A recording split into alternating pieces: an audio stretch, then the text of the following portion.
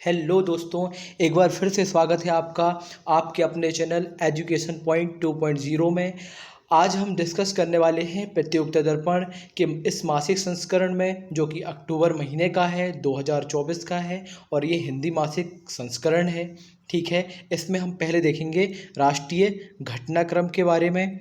ठीक है, पहले हम राष्ट्रीय घटनाक्रम की महत्वपूर्ण सुर्खियों के बारे में देख लेंगे कि इसमें क्या क्या बातें दी गई हैं, फिर उनके बारे में हम डिटेल से जानेंगे।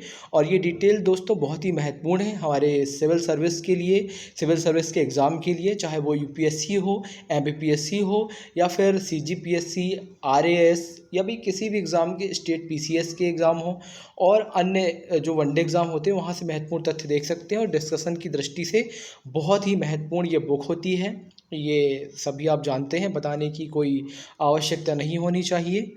चलिए देख लेते हैं कि हमें इस जो राष्ट्रीय घटनाक्रम है उस दृष्टि से किन किन खबरों पर हमें नज़र डालनी है। तो देख लेते हैं कि स्वतंत्रता दिवस की पूर्व संध्या पर राष्ट्र के नाम राष्ट्रपति के संदेश में विभिन्न उपलब्धियों का उल्लेख किया है। राष्ट्रपति द्रौपदी मुर्मू ने किन उपलब्धियों का उल्लेख किया है वो हम देखेंगे। फिर अगली खबर देखेंगे कि 78वें स्वतंत्रता दिवस पर लाल किले की प्राचीर से प्रधानमंत्री श्री नरेंद्र मोदी का राष्ट्र के नाम संबोधन, ये देखेंगे। फिर उसके बाद आरक्षण के मामले में राज्यों को अनुसूचित जाति जनजाति वर्गों में उपवर्गीकरण का अधिकार, सर्वोच्च न्यायालय ने अपना ही 20 वर्ष पुराना फैसले को पलट दिया था। उस फैसले के बारे में हम संपूर्ण डिस्कशन करेंगे। भारत के 85 आर्द्रभूमि क्षेत्र अब रामसर स्थलों की सूची में शामिल कर लिए गए हैं, वो देख लेंगे। फिर केरल के वायनाड में जो भूस्खलन से तबाही हुई थी उसके बारे में हम विस्तार से डिस्कशन करेंगे। ठीक है, क्या उसके कारण थे, क्या उसके परिणाम निकले और भारत सरकार ने उसके लिए किस प्रकार से अभियान चलाया और लोगों को वहाँ पर राहत कार्य किया, उस चीज़ के बारे में हम डिस्कशन करेंगे। आगे देख लेते हैं उच्च शैक्षणिक संस्थानों की शिक्षा मंत्रालय की अखिल भारतीय रैंकिंग 2024 और इंडिया रैंकिंग 2024 के बारे में देखेंगे। फिर झारखंड में मुख्यमंत्री मैया सम्मान योजना चल रही है, उसके बारे में जानेंगे। फिर जम्मू कश्मीर व हरियाणा विधानसभाओं हेतु चुनाव कार्यक्रम जो घोषित किए गए हैं और दोनों विधानसभाओं हेतु मतगणना जो 4 अक्टूबर तो अब तक तो हो गई है, लेकिन उसके बारे में जानेंगे क्या प्रावधान थे, कैसे, शायद आचार संहिता के बारे में दी हुई की बातें, तो आचार संहिता के बारे में जानेंगे, क्या आचार संहिता होती है और किस प्रकार से विधानसभा चुनाव होंगे और क्या उसका कार्यक्रम रहेगा। ठीक है, भारतीय निर्वाचन आयोग ने क्या काम किया उस बारे में हम देख लेंगे। फिर आगे दिया गया है SSLV D3 की सफल उड़ान द्वारा EOS 08 वांछित कक्षा में स्थापित किया गया है, वो देखेंगे। आगे देखेंगे दिव्यांगजनों की सहायतार्थ 17वां दिव्य कला मेला छत्तीसगढ़ में रायपुर में संपन्न हुआ। ठीक है, इसके बारे में डिटेल से जानेंगे। बायोटेक्नोलॉजी के क्षेत्र में नई क्रांति के लिए बायो E3 नीति को मंत्रिमंडल की मंजूरी मिल चुकी है, उसके बारे में जानेंगे। फिर देखेंगे ये हो गया। लद्दाख में 5 नए ज़िलों के गठन की घोषणा कर दी गई है, तो वो 5 नए ज़िले कौन से हैं उनके नाम एक नज़र में देख लेंगे। फिर 12 सीटों पर उपचुनाव के पश्चात एनडीए को राज्यसभा में अब स्पष्ट बहुमत मिल चुका है, तो उसके बारे में डिटेल से जानेंगे। दोस्तों ये सभी जो राष्ट्रीय घटनाक्रम है हमारा परीक्षा की दृष्टि से, चाहे वो मेंस हो, प्री हो, उस दृष्टि से बहुत ही महत्वपूर्ण रखता है। तो चलिए स्टार्ट करते हैं हम राष्ट्रीय घटनाक्रम का। पहली घटना क्या थी और उसके बारे में क्या महत्वपूर्ण तथ्य हैं, क्या महत्वपूर्ण कॉन्सेप्ट है, उसके बारे में हम जानेंगे। आपको क्लियर विजुअल हो रहा होगा, ठीक है। यदि नहीं हो रहा होगा तो आप सिर्फ सुन सकते हैं और महत्वपूर्ण तथ्यों को नोट कर सकते हैं। चलिए अब हम बढ़ेंगे तेज़ी से खबर की ओर। चलिए, तो पहली है स्वतंत्रता दिवस की पूर्व संध्या पर राष्ट्र के नाम राष्ट्रपति के संदेश में विभिन्न उपलब्धियों का उल्लेख किया गया है। कौन सी उपलब्धियां हैं, आइए हम पढ़ते हैं। राष्ट्रपति श्रीमती द्रौपदी मुर्मू ने देश के 78वें स्वतंत्रता दिवस के अवसर पर देशवासियों के नाम अपना संदेश स्वतंत्रता दिवस की पूर्व संध्या पर ही 14 अगस्त 2024 को प्रसारित किया। यह तीसरा अवसर था जब राष्ट्रपति के रूप में स्वतंत्रता दिवस के उपलक्ष्य में राष्ट्र के नाम संबोधित करने का अवसर उन्हें प्राप्त हुआ। अपने इस संबोधन के प्रारंभ में ही उन्होंने कहा कि स्वाधीनता दिवस के अवसर पर लहराते हुए तिरंगे को देखना, चाहे वह लाल किले पर हो, राज्यों की राजधानियों में हो या हमारे आसपास हो, हमारे हृदय को उत्साह से भर देता है। ये राष्ट्रपति द्रौपदी मुर्मू अपने अभिभाषण के दौरान ये बात कह रही हैं। इस अवसर पर महात्मा गांधी, सरदार पटेल, नेताजी सुभाष चंद्र बोस व बाबा साहब अम्बेडकर तथा भगत सिंह व चंद्रशेखर आज़ाद आदि जैसे महान जननायकों के साथ साथ तिलका मांझी, बिरसा मुंडा, लक्ष्मण नायक व फूलो झानो जैसे कई आदिवासियों को भी स्मरण उन्होंने किया। दोस्तों, ये आदिवासियों का नाम आप याद रखें, ये क्योंकि महत्वपूर्ण हो जाते हैं। उल्लेख करते हुए उन्होंने बताया कि भगवान बिरसा मुंडा की जयंती को जनजातीय गौरव दिवस के रूप में मनाना हमने शुरू किया है तथा अगले वर्ष उनकी 150वीं जयंती का उत्सव राष्ट्रीय पुनर्जागरण में उनके योगदान को और अधिक गहराई से सम्मान देने का अवसर होगा। अपने इस संबोधन के दिन 14 अगस्त को विभाजन विभीषिका स्मृति दिवस के दिन विभाजन की भयावहता को भी राष्ट्रपति ने याद किया। हाल ही में संपन्न चुनावों जिनमें मतदाताओं की संख्या 97 करोड़ थी को एक ऐतिहासिक कीर्तिमान बताते हुए इस विशाल आयोजन के सुचारू व त्रुटि रहित संचालन के लिए निर्वाचन आयोग व संबोधित कर्मचारियों को बधाई राष्ट्रपति ने दी तथा साथ ही यह भी उन्होंने कहा कि भारत में सफलतापूर्वक चुनाव संचालित करने से पूरे विश्व में लोकतांत्रिक शक्तियों को ताकत मिलती है। चलिए आगे बढ़ते हैं। हाल ही के वर्षों में देश में हुई तीव्र आर्थिक वृद्धि का उल्लेख करते हुए राष्ट्रपति द्रौपदी मुर्मू ने अपने इस संबोधन में कहा कि वर्ष 2021 से 2024 के बीच 8% की औसत वार्षिक वृद्धि दर हासिल करके भारत सबसे तेज गति से बढ़ने वाली बड़ी अर्थव्यवस्था में शामिल हुआ है। इससे न केवल देशवासियों के हाथों में अधिक पैसा आया है, बल्कि गरीबी रेखा से नीचे रहने वाले लोगों की संख्या में भी भारी कमी आई है। इसे सभी के लिए गर्व की बात है।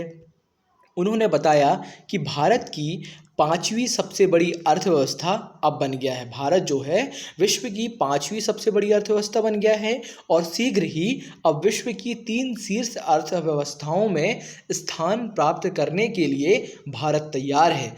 इस सफलता का श्रेय देश के किसानों और श्रमिकों को अथक मेहनत और नीति निर्माताओं और उद्यमियों की दूरगामी सोच तथा देश के दूरदर्शिता नेतृत्व को उन्होंने दी। हाल ही के वर्षों में देश में इंफ्रास्ट्रक्चर को मिले बढ़ावे, सेमीकंडक्टर्स व आर्टिफिशियल इंटेलिजेंस में हुई प्रगति, बैंकिंग एवं वित्तीय कार्यकुशलता में हुई वृद्धि भी उल्लेख राष्ट्रपति ने किया। हाल ही में लागू की गई नई न्याय संहिता का उल्लेख करते हुए अपने संबोधन में राष्ट्रपति ने कहा कि इस वर्ष जुलाई से भारतीय न्याय संहिता को लागू करने में हमने औपनिवेशिक युग के एक और अवशेष को हटा दिया है। नई संहिता का उद्देश्य केवल दंड देने की बजाय अपराध पीड़ितों के लिए न्याय सुनिश्चित करना है। इस बदलाव को स्वाधीनता सेनानियों के प्रति श्रद्धांजलि के रूप में देखते हुए उन्होंने कहा कि आज के युवा हमारी स्वतंत्रता की शताब्दी के तक के अमृतकाल को यानी आज से लगभग एक चौथाई सदी के कालखंड को स्वरूप प्रदान करेंगे तथा उनकी ऊर्जा और उत्साह के बल पर ही हमारा देश नई ऊंचाइयों तक पहुंचेगा। अपने इस संबोधन के अंत में एक बार पुनः सेना के जवानों, पुलिस व सुरक्षा बलों, न्यायपालिका व सिविल सेवा के सदस्यों के साथ साथ विदेशों में नियुक्त दूतावास कर्मियों व प्रवासी समुदायों के साथ साथ सभी देशवासियों को शुभकामनाएं एवं स्वतंत्रता दिवस की बधाई राष्ट्रपति ने दी। ठीक है, चलिए आगे देख लेते हैं। आगे ये अगली खबर है, चलिए इसके बारे में हम विस्तार से देखते हैं। 78वें स्वतंत्रता दिवस पर लाल किले की प्राचीर से प्रधानमंत्री श्री नरेंद्र दामोदर दास मोदी का राष्ट्र के नाम संबोधन।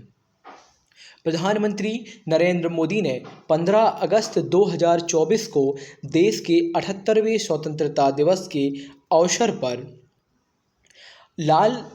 दिल्ली के लाल किले की प्राचीर से ध्वजारोहण के पश्चात देश के नाम अपने संबोधन में सर्वप्रथम देश की आज़ादी के लिए जीवन समर्पित करने वालों के प्रति नमन करते हुए देश को उनका ऋणी बताया और ऐसे ही महापुरुषों के प्रति श्रद्धाभाव व्यक्त किया।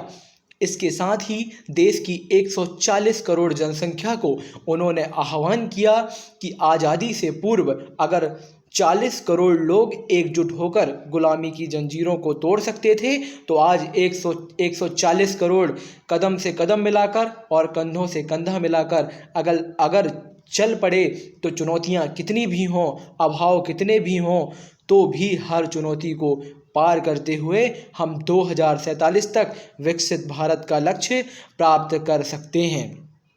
ठीक है, उन्होंने कहा कि एक समय था जब लोग देश के लिए मरने के लिए प्रतिबद्ध थे और आज़ादी मिली।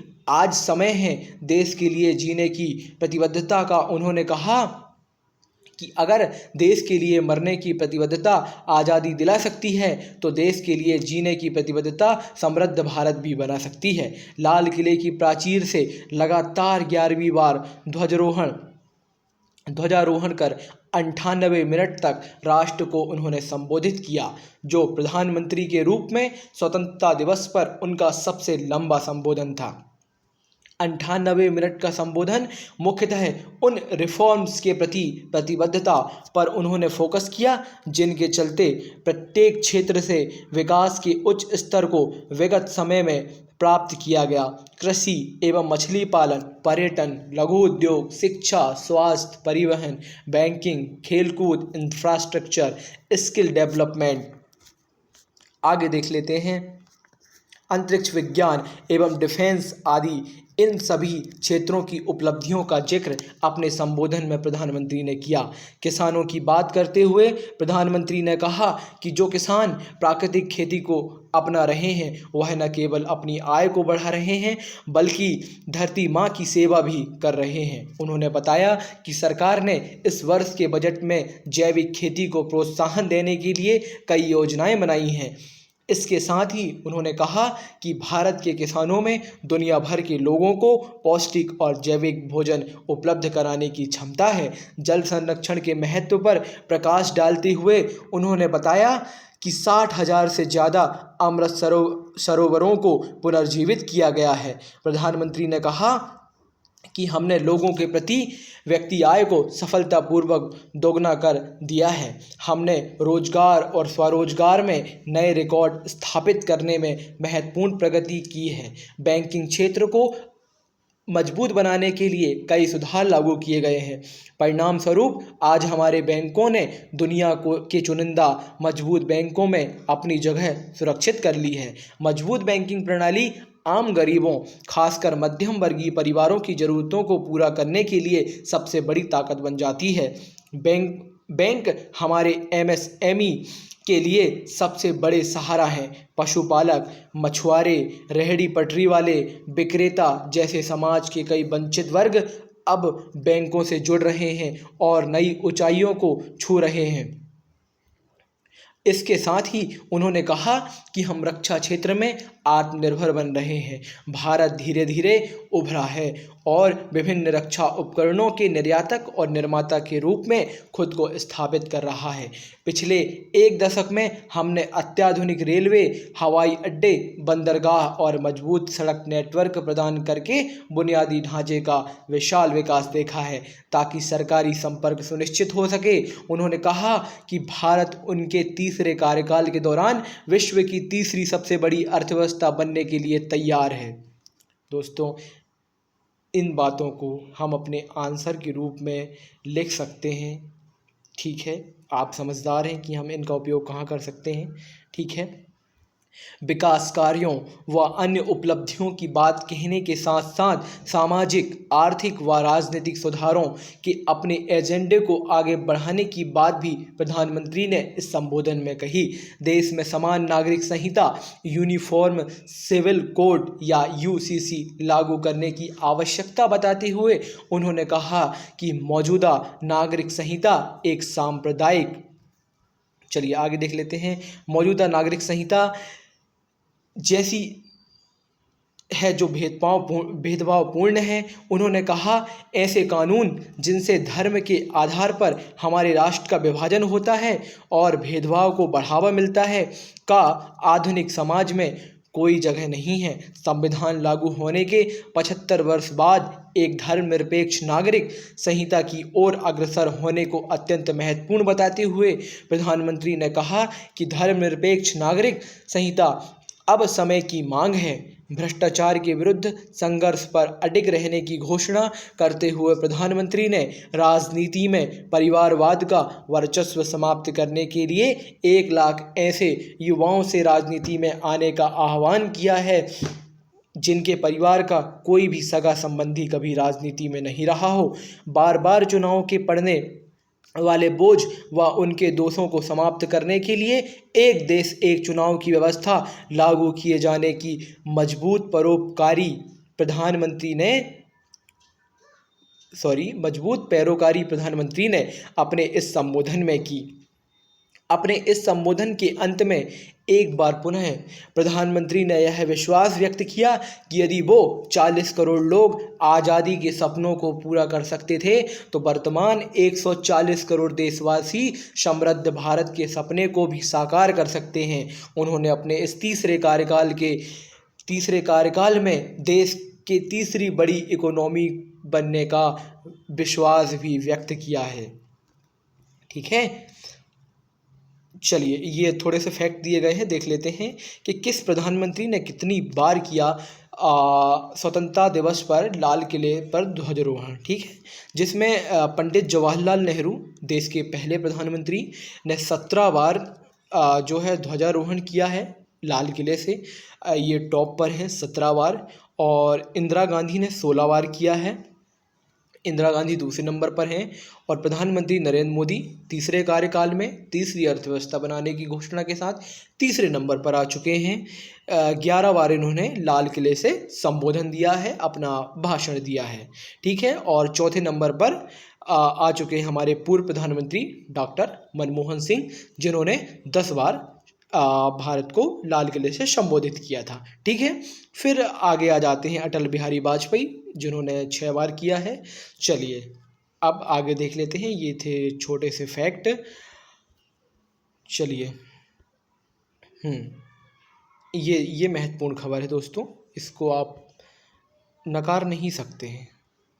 चलिए इसके बारे में हम डिटेल से अध्ययन करेंगे कि आरक्षण के मामले में राज्यों को अनुसूचित जाति जनजाति वर्गों में उपवर्गीकरण का अधिकार। सर्वोच्च न्यायालय ने अपना ही 20 वर्ष पुराना फैसला पलटा। क्या फैसला था, क्यों पलटा, कैसे पलटा, क्या फैसला दिया गया था, चलिए उसके बारे में हम जान लेते हैं, है ना। जातिगत आरक्षण पर व्यापक दूरगामी प्रभाव डालने वाले एक अन्य फैसले के तहत सर्वोच्च न्यायालय या सुप्रीम कोर्ट ने अनुसूचित जातियों व जनजातियों के लिए तय आरक्षण की सीमा तक इन जातियों के उपवर्गीकरण कर आरक्षण के अंदर आरक्षण लागू करने की अनुमति प्रदान की है। इससे राज्य सरकारें अनुसूचित जाति जनजाति समूह के अंदर उन जातियों की पहचान कर उनके लिए आरक्षण की व्यवस्था कर सकेंगी जो ज़्यादा पिछड़ी हैं। 2 अगस्त 2024 को इस आशय का फैसला सुनाते हुए सर्वोच्च न्यायालय की 7 सदस्यीय संविधान पीठ ने अपना ही 5 सदस्यीय पीठ का ईस्वी चिनैया बनाम आंध्र प्रदेश मामले में 20 वर्ष पुराना 2004 का एक फैसला पलट दिया। मुख्य न्यायाधीश न्यायमूर्ति DY चंद्रचूड़ की अध्यक्षता वाली 7 सदस्यीय संविधान पीठ ने 6-1 के बहुमत से 1 अगस्त 2024 को सुनाए फैसले में SC/ST जैसे आरक्षित वर्ग के तहत विभिन्न समूहों को उनके परस्पर पिछड़ेपन के आधार पर उपवर्गीकृत करने की राज्यों की शक्ति को बरकरार रखा है, ताकि ज़्यादा वंचित समूहों को आरक्षण का लाभ दिया जा सके। पीठ के 7 न्यायाधीशों में से 4 ने तो अनुसूचित जाति जनजाति में भी क्रीमी लेयर की पहचान करने तथा उन्हें आरक्षण के दायरे से बाहर निकालने की बात भी कही। पीठ के 7 सदस्यों में मुख्य न्यायाधीश DY चंद्रचूड़ के अतिरिक्त न्यायमूर्ति BR गवई, न्यायमूर्ति विक्रम नाथ और न्यायमूर्ति पंकज मित्तल और न्यायमूर्ति सतीश चंद्र शर्मा, न्यायमूर्ति मनोज मिश्र और न्यायमूर्ति बेला M त्रिवेदी शामिल रहे। 7 न्यायाधीशों की पीठ ने इस मामले में 6 फैसले दिए।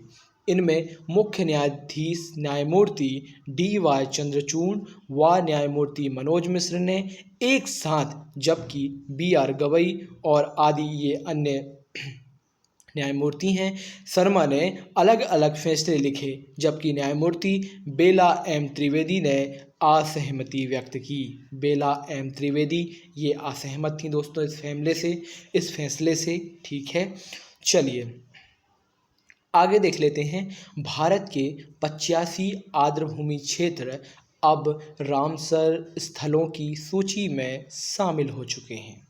ठीक है, चलिए इनके बारे में देखते हैं। तो ये महत्वपूर्ण खबर है कि भारत में कितने आर्द्रभूमि स्थल हैं, 85 या 85।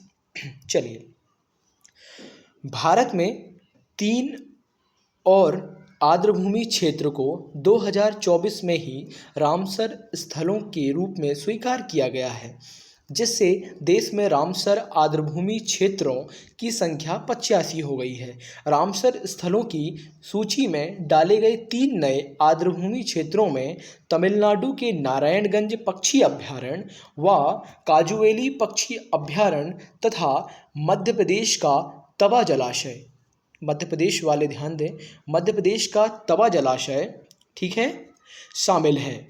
इन्हें रामसर स्थलों में शामिल किए जाने की जानकारी केंद्रीय पर्यावरण, वन एवं जलवायु परिवर्तन मंत्री श्री भूपेंद्र यादव ने 14 अगस्त 2024 को दी।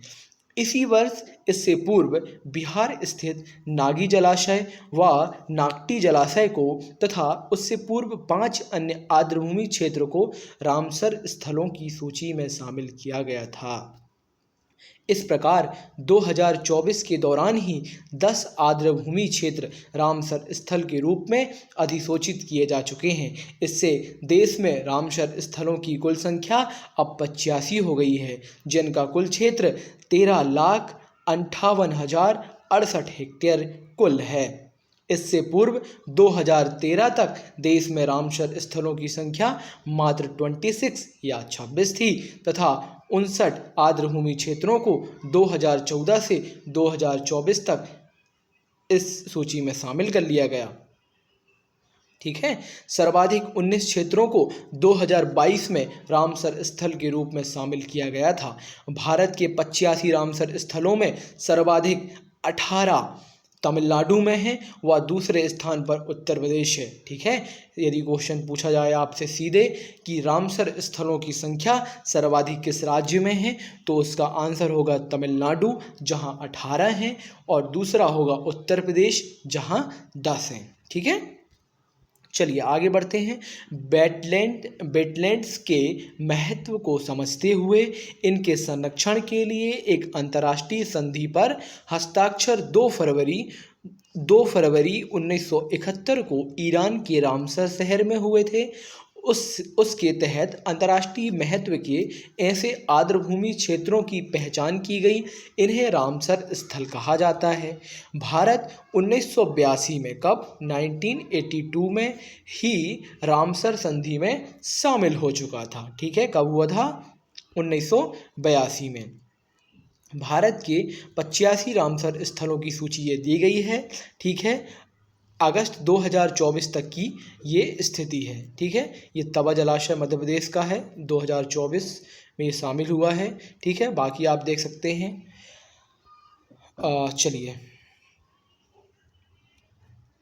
चलिए इनको आप एक नज़र से रीड कर लेंगे। ठीक है, मैं स्क्रीन को रोटेट कर दे रहा हूँ।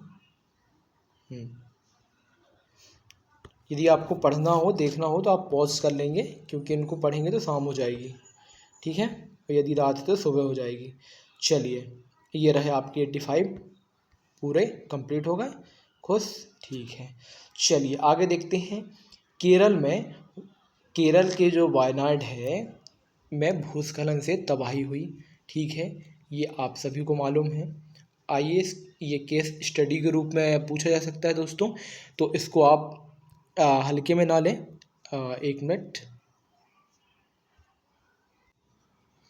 चलिए आगे बढ़ते हैं। असुविधा के लिए खेद है। केरल में वायनाड में भूस्खलन से तबाही हुई। ठीक है, उसके बारे में देखते हैं।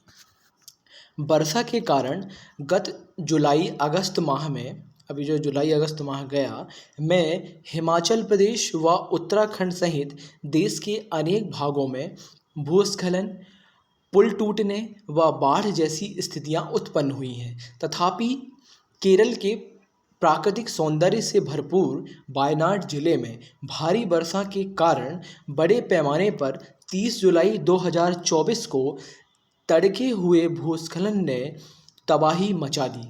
मौसम विज्ञान विभाग के अनुसार अकेले 30 जुलाई को ही एक दिन में 141.8 mm वहाँ वर्षा हुई, जो कि सामान्य से 493% अधिक थी दोस्तों। सामान्य से 493% अधिक थी। यहाँ भारी वर्षा वहाँ भूस्खलन का कारण बनी। जिले के कम से कम 4 गांव रुक रुक कर हुए भूस्खलन में पूरी तरह तबाह हो गए। साथ में भारी वर्षा के कारण नदियों व कीचड़ में बड़ी संख्या में लोग बह गए। युद्ध स्तर पर राहत अभियान सेना एवं बचाव दलों द्वारा वहां चलाए गए। इसरो के एक फोटो के अनुसार भूस्खलन से जितनी जमीन धंसी उतने में फुटबॉल के 13 मैदान बन सकते थे। इतनी ज़मीन धंस गई दोस्तों कि वहाँ फुटबॉल के लगभग 13 मैदान बन सकते थे। मलबे के नीचे दबे शवों व क्षत विक्षत अंगों के मिलने से मरने वालों की संख्या कितनी हुई थी? 1 मिनट। चलिए, मरने वालों की संख्या से पहले हम ये देख लेते हैं मैप में। ठीक है, ये मैप है कहाँ का? केरल का मैप है। वायनाड जिले में भारी बारिश के कारण भूस्खलन, तो आपको वायनाड की लोकेशन ये दिख रही होगी। ये हमारा केरल राज्य। ठीक है, ये जब हम संपूर्ण भारत को ऐसे देखते हैं तो इस वाले एरिया में हमारा केरल राज्य स्थित है। ठीक है, अरब सागर इसके पश्चिम की ओर स्थित है। और ये रहा वायनाड। ठीक है, ये वायनाड जिला है केरल राज्य का, ऊपर की ओर।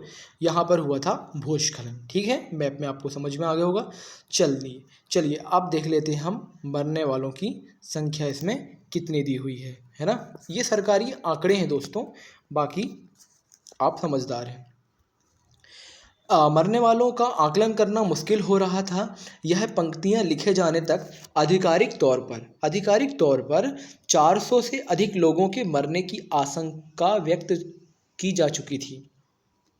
त्रासदी प्रभावित इलाकों का हवाई एवं जमीनी सर्वेक्षण केरल के मुख्यमंत्री पिनरई विजयन के साथ प्रधानमंत्री श्री नरेंद्र मोदी ने 10 अगस्त को किया। इससे पूर्व लोकसभा में विपक्ष के नेता का वायनाड से पूर्व सांसद राहुल गांधी ने 1 अगस्त को ही त्रासदी प्रभावित क्षेत्रों में पीड़ितों से मुलाकात की। इस त्रासदी में मारे गए लोगों के परिजनों को 2-2 लाख तथा घायलों को 50-50 हजार रुपये की अनुग्रह राशि प्रधानमंत्री राहत कोष से प्रदान करने की घोषणा प्रधानमंत्री के द्वारा की गई। यह पंक्तियां लिखे जाने तक राहत कार्य त्रासदी प्रभावित क्षेत्रों में जारी था। ठीक है, चलिए अब देख लेते हैं उच्च शैक्षणिक संस्थानों की शिक्षा मंत्रालय की अखिल भारतीय रैंकिंग 2024 या इंडिया रैंकिंग 2024 के बारे में। महाविद्यालयों, विश्वविद्यालयों, इंजीनियरिंग, चिकित्सीय एवं प्रबंध संस्थानों सहित विभिन्न श्रेणियों के उच्च शैक्षणिक संस्थानों की वर्ष 2024 की अखिल भारतीय रैंकिंग केंद्रीय शिक्षा मंत्री श्री धर्मेंद्र प्रधान ने 12 अगस्त 2024 को जारी की।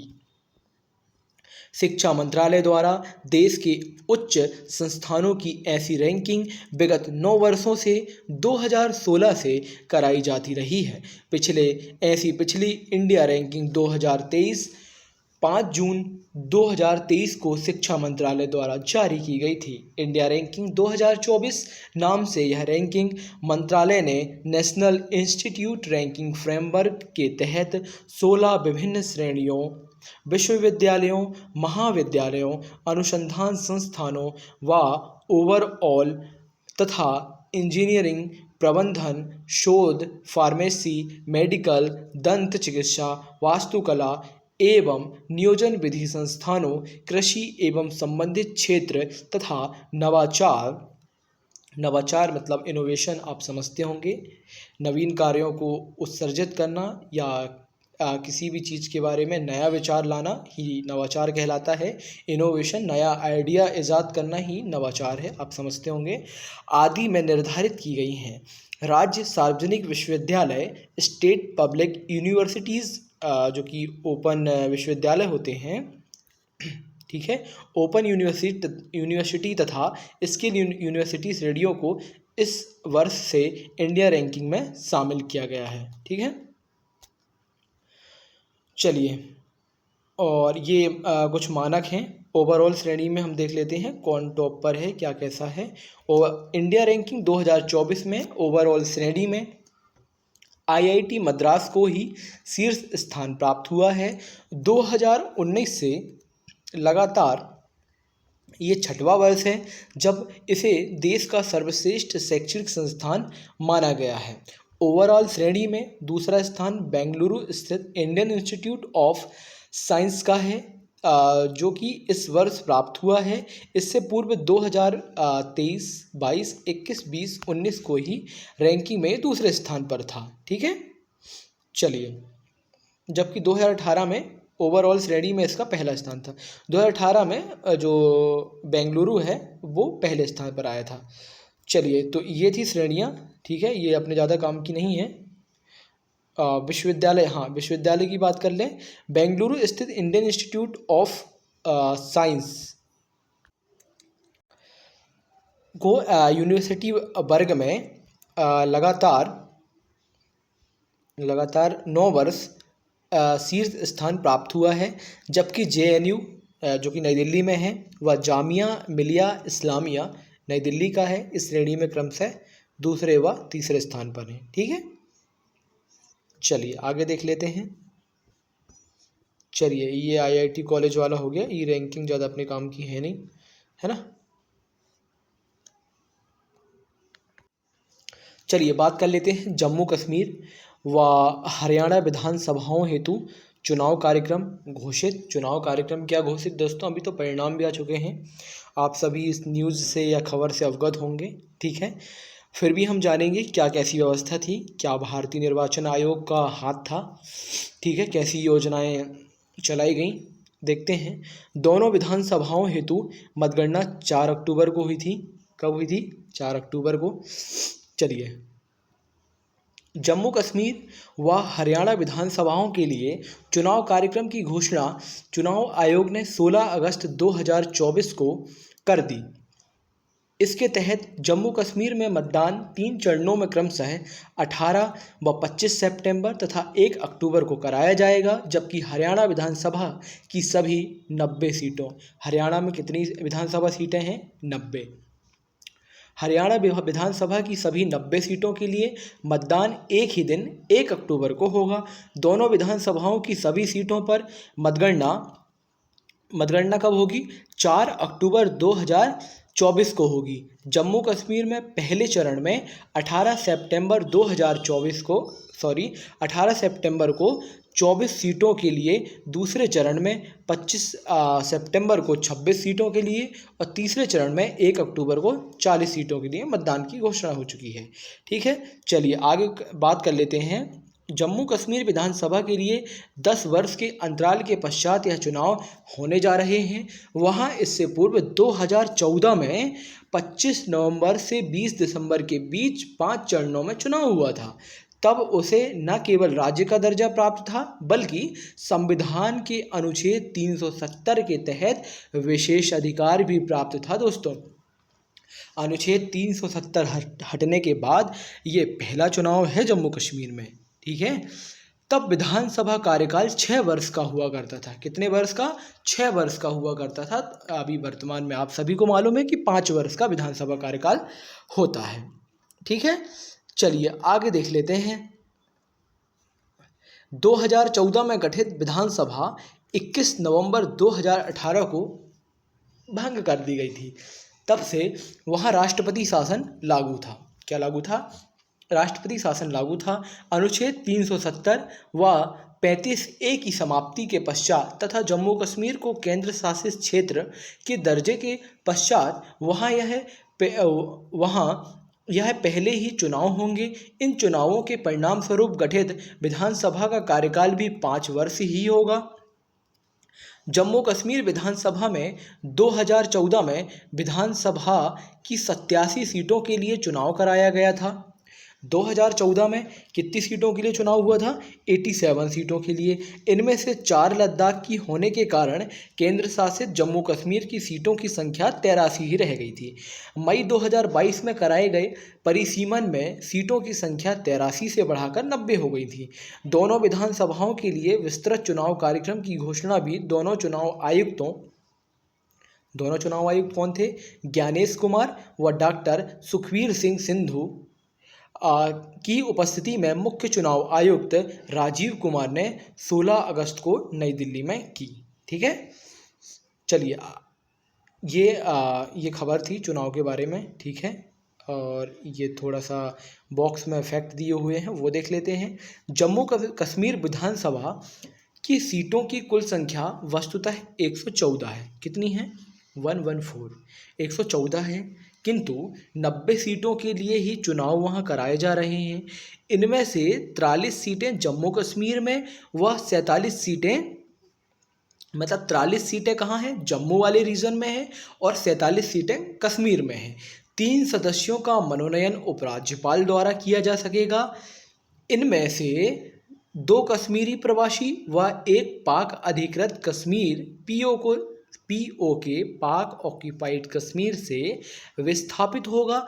जिन 2 कश्मीरी प्रवासियों को मनोनीत किया जा सकेगा, इनमें से 1 महिला होगी। दोस्तों, जम्मू कश्मीर विधानसभा सभा की 24 सीटें पाक अधिकृत कश्मीर में हैं। इस प्रकार विधानसभा सीटों की कुल संख्या 114 है।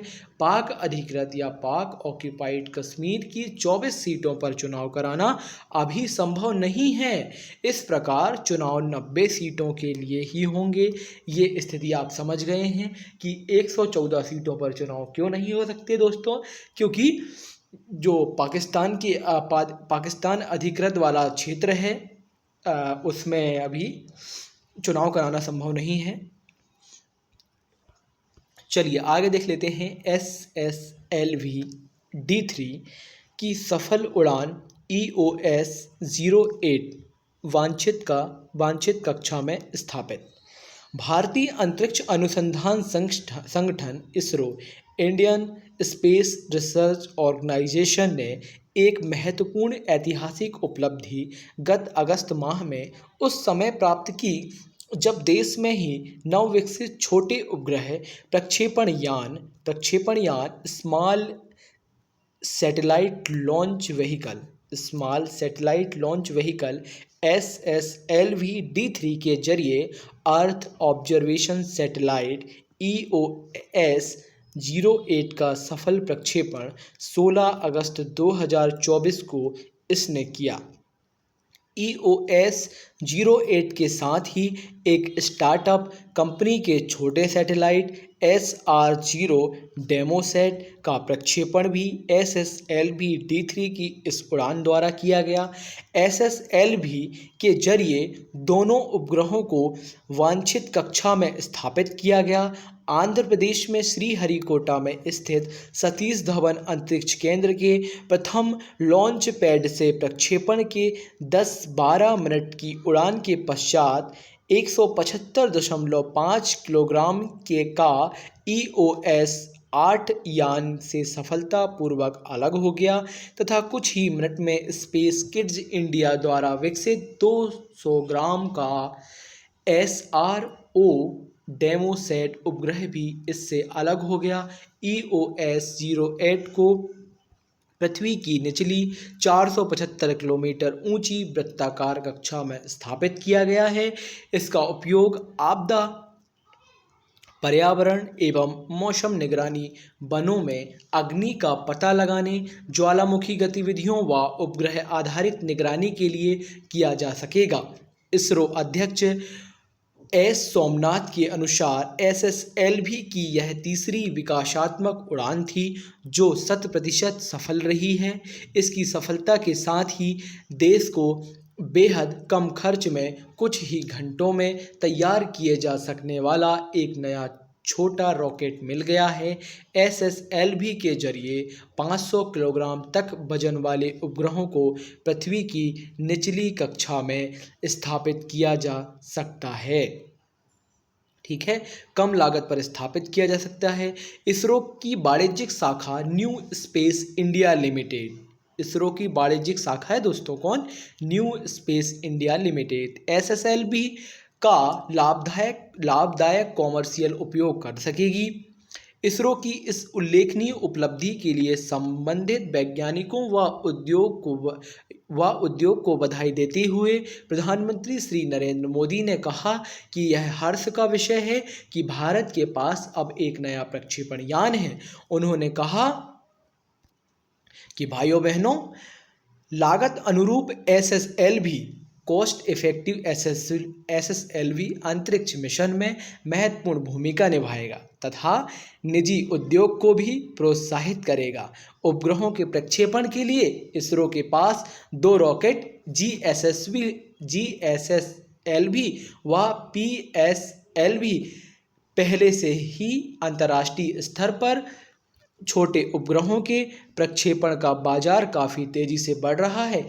इसी परिप्रेक्ष्य में तीसरे छोटे रॉकेट SSLV का विकास इसरो ने किया है। SSLV रॉकेट की लंबाई 34 मीटर, व्यास 2 मीटर तथा वजन 120 टन है। इसरो के PSLV की लागत जहां 130 रुपये से 200 करोड़ रुपए तक है, वहीं SSLV 30 करोड़ रुपए में तैयार किया गया है या तैयार किया जा सकता है। SSLV की 2 विकासात्मक उड़ानें पहले सफलतापूर्वक संपन्न हो चुकी हैं। SSLV D1 की उड़ान 7 अगस्त 2024 को तथा D2 की उड़ान 10 फरवरी 2023 को हुई थी। SSLV D2 द्वारा 3 उपग्रह EOS-7 या जीनस 1 व आज़ादी सेट 2 प्रक्षेपित किए गए थे। SSLV D3 की सफलता के बाद SSLV को पूरी तरह ऑपरेशनल रॉकेट का दर्जा मिल जाएगा। चलिए आगे देख लेते हैं। आगे अगली खबर कौन सी है। दिव्यांगजनों की सहायता के लिए 17वां दिव्य मेला छत्तीसगढ़ में या छत्तीसगढ़ के रायपुर में संपन्न किया जा रहा है, उसके बारे में देखते हैं। दिव्यांगजनों के सामाजिक व आर्थिक सशक्तिकरण के लिए जो योजनाएं सरकार द्वारा संचालित की जा रही हैं, उन्हीं में से एक दिव्य कला मेलों का आयोजन है। दिव्यांगजनों के अद्वितीय कौशल एवं उद्यमशीलता का प्रदर्शन सामाजिक न्याय एवं अधिकारिता मंत्रालय के तहत दिव्यांगजन सशक्तिकरण विभाग के तत्वाधान में आयोजित इन मेलों में किया जाता है। विभिन्न राज्यों के दिव्यांग कारीगरों व शिल्पकारों की स्वदेशी उत्पादों का प्रदर्शन एवं बिक्री इन मेलों में की जाती है। दिव्यांगजनों द्वारा सांस्कृतिक कार्यक्रम भी इन मेलों में होता है तथा योग्यता अनुसार रोजगार के अवसर भी उपलब्ध कराए जाते हैं। दिव्यांगजनों को निःशुल्क कृत्रिम अंग भी उपलब्ध कराए जाते हैं। ठीक है, इस श्रृंखला में 17वें दिव्य कला मेले का आयोजन छत्तीसगढ़ में रायपुर में 17 से 23 अगस्त 2024 को हुआ। मेले का उद्घाटन केंद्रीय सामाजिक एवं अधिकारिता मंत्री डॉक्टर वीरेंद्र कुमार ने किया। दिव्यांगजन सशक्तिकरण विभाग के तत्वाधान में ऐसे दिव्य कला मेले का आयोजन 2 से 6 दिसंबर 2022 को नई दिल्ली में हुआ था, जिसके पश्चात मुंबई, भोपाल, गुवाहाटी, इंदौर, जयपुर, वाराणसी, सिकंदराबाद, हैदराबाद आदि जगहों पर आयोजित हुआ था। ठीक है, इन जगहों पर आयोजित हुआ था, आप देख सकते हैं। ठीक है दोस्तों, लद्दाख पर 5 नए जिलों का गठन हो चुका है, वो देख लेते हैं। केंद्र शासित क्षेत्र लद्दाख में 5 नए जिलों का गठन की घोषणा कर दी गई है। 26 अगस्त 2024 को ये की गई थी। जिलों का नाम देख लेते हैं। ठीक है, यह नए जिले हैं जोस्कर, द्रास, शाम, नुब्रा व चांगथांग। ठीक है, इससे पूर्व लद्दाख में 2 ही जिले लेह व कारगिल थे। 5 नए जिलों के गठन के साथ केंद्र शासित क्षेत्र में जिलों की संख्या कितनी हो जाएगी दोस्तों? 7 हो जाएगी। इससे केंद्र सरकार व लद्दाख प्रशासन की लोगों तक पहुंच आसान हो जाएगी। नए जिलों की गठन की घोषणा पर लद्दाख के लोगों को बधाई देते हुए प्रधानमंत्री नरेंद्र मोदी ने कहा कि अब जोस्कर, द्रास, साम, नुब्रा व चांगथांग पर अधिक ध्यान दिया जा सकेगा। उन्होंने इसे सुशासन व समृद्धि की ओर बढ़ाया हुआ कदम बताया है। नए गठित किए जाने वाले जिलों की सीमाओं, मुख्यालयों, पदों व अन्य पहलुओं पर विचार के लिए एक कमेटी के गठन का निर्देश केंद्र सरकार ने लद्दाख प्रशासन को दिया है। ठीक है, चलिए आगे देख लेते हैं। 12 सीटों पर उपचुनाव के पश्चात एनडीए को राज्यसभा में अब स्पष्ट बहुमत। ठीक है, एनडीए देख लेते हैं। संसद की उच्च सदन राज्यसभा, उच्च सदन किसे कहा जाता है? राज्यसभा को कहा जाता है। निम्न सदन हमारा लोकसभा है। ठीक है, संसद का उच्च सदन, संसद के 3 अंग होते हैं, राज्यसभा, लोकसभा और राष्ट्रपति। ठीक है, आप सब ये बखूबी जानते होंगे। चलिए, संसद की उच्च सदन की 12 सीटों के लिए गत अगस्त माह में संपन्न चुनाव के पश्चात पहली बार भाजपा के नेतृत्व वाला राष्ट्रीय जनतांत्रिक गठबंधन एनडीए उच्च सदन में स्पष्ट बहुमत की स्थिति में आ गया है। महाराष्ट्र, बिहार व असम से 2-2 तथा त्रिपुरा, हरियाणा, राजस्थान, मध्य प्रदेश, ओडिशा व तेलंगाना से 1-1 रिक्त सीटों के लिए चुनाव 3 सितंबर 2024 को होना था। इन 12 सीटों में से 10 सीटें ऐसी थीं जो उच्च सदन के सदस्यों के लोकसभा के लिए निर्वाचन हो जाने से रिक्त हुई थीं, जबकि 2 राज्यों तेलंगाना और ओडिशा में 1-1। ठीक है, चलिए ये आगे प्रश्न नंबर 31 में दी गई हुई, जब आगे पढ़ते हैं वो देखेंगे हम। चलिए दोस्तों, ये रहा हमारा पूरा क्या हो चुका है, राष्ट्रीय घटनाक्रम हमारा कंप्लीट हो चुका है। और आगे दिया हुआ क्या है? अंतर्राष्ट्रीय घटनाक्रम। क्या दिया हुआ है? अंतर्राष्ट्रीय घटनाक्रम। ये उसकी टाइमलाइन है, जो कि हम पूरा अंतर्राष्ट्रीय घटनाक्रम और आगे की बची हुई पीडी या प्रतियोगिता दर्पण को कंप्लीट करेंगे। ये वीडियो कैसा लगा आप कमेंट में अवश्य बताइएगा। और यदि आपको पूरी पीडी, और मैं पीडी भी करवाता हूँ, ठीक है, पूरी देखना है और अगले वीडियो का नोटिफिकेशन आपको अपने मोबाइल पर सीधे चाहिए, तो आप चैनल को सब्सक्राइब ज़रूर कर लें और वीडियो अच्छा लगा हो तो लाइक ज़रूर कर दें, ताकि अगले वीडियो का नोटिफिकेशन आपके मोबाइल तक बहुत ही आसानी से पहुंच जाए। चलिए आगे पीडी को हम डिस्कशन जारी रखेंगे अंतर्राष्ट्रीय घटनाक्रम के साथ, जिसमें पहली घटना होगी प्रधानमंत्री श्री नरेंद्र मोदी की पोलैंड और यूक्रेन यात्रा, उसके बारे में डिस्कशन करेंगे। चलिए इस वीडियो का या इस क्लास को हम यहीं समाप्त करते हैं, मिलते हैं अपने अगले वीडियो में। तब तक के लिए बहुत बहुत धन्यवाद।